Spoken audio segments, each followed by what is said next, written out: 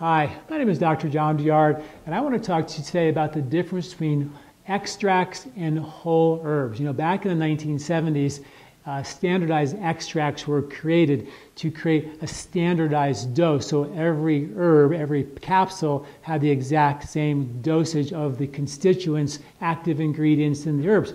Unfortunately, in nature, it doesn't really work that way. In nature, depending on the soil and the location, the constituents vary consistently. I'm always a big believer to getting as close to nature as possible when we take natural herbal supplements. Now, most good herbal companies are always trying to standardize their extracts to as close to the blueprint of nature as possible. In Europe, it's required that they stay close to that blueprint. Unfortunately, in America, that's not necessarily the case. You can have companies that advertise that this herb is 1,000 times the effectiveness and strength of another herb. That's because in America, we're allowed to create extracts that are super potentized, and those are very dangerous. Those are very risky. But again, most herbal companies are trying to match, in America, the blueprint of the original herb. And I think that it is very, very useful. I believe that the extracts can be used in a medicinal sense. They are still somewhat of a concentrated form. They are still more potent than the whole herb. The body still seems to build a tolerance to them, so we want to get on them, get better, and get off. Where the whole herbs are like foods from your garden. You take them, you can take them for as long as you like. The body never seems to build a tolerance, and I like that idea. In Ayurveda, when we try to make a more potent formula, we take, for example, turmeric. If you take turmeric powder, 16 parts, 1 part black pepper, put them together, research has shown that it increases the absorption rate by over 2,000%. And that increased absorption study, by just adding 2 simple whole herbs together, turmeric and black pepper, launched a litany of studies on turmeric for cancer and other uses of turmeric, because now they found a way to make it that much more bioavailable. So in Ayurveda, we always try to combine herbs in a traditional way that's been used for thousands of years without taking the herb, extracting one constituent, and then sort of potentizing that and trying to then kind of recreate a blueprint of the whole herb. I do believe in extracts for medicinal purposes, but I do believe more for using whole herbs on a regular basis. Most of my herbs are whole herbs, although I do have some extracts, again, for those medicinal purposes. There was an herb called ephedra. You probably remember it. It was used for weight loss, and the FDA got their hands on it and made it illegal for us to use ephedra.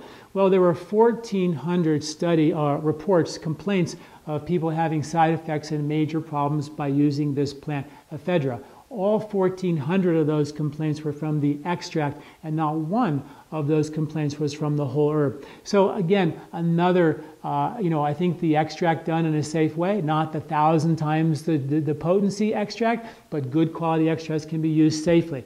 But the whole herb is always safe. So I always encourage you to look for whole herbs first. They may not be as potent as the extract, but they're going to deliver a safe dose. And if you combine them correctly, like in Ayurveda, we often deliver a dose that, in my opinion, can even be more effective without the issues of dependency and the body building a tolerance to that. There's other issue with extracts is sometimes they always standardize the extract to one of the major constituents, so one thing that they think is the most active ingredient. And sometimes they don't know what the active ingredient is. Sometimes they sort of guess what their best bet is, like ashwagandha is typically standardized to the withanolides, which is really a guess. No one's really sure what the major active ingredient for ashwagandha is. St. John's wort, a popular agent for mood support. They always thought hypericum was the major active ingredient. It was standardized for years to the hypericum content, and now they realize that the major active ingredient is hyperiform, which is a different constituent, a different chemical. So, whenever we start messing with nature scientifically, I always find that we sort of have to backtrack and retreat. So the initial approach when you're treating yourself with herbs is always be safe. Use whole herbs first. You'll never run into trouble. You don't have interactions. You don't have any of the major side effects and problems that we see with some of the extracts. Kava kava, another example, used for thousands and thousands of years for mood support in Oceania and around, all throughout the South Pacific.